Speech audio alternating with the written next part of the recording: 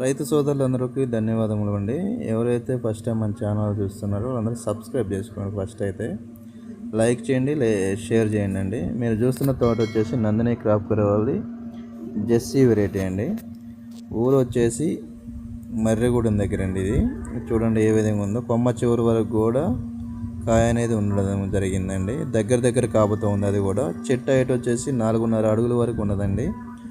చెట్టు కాయ సైజు వచ్చేసి 4 ఇంచులన్నర ఉందండి తొడియంతో పాటు.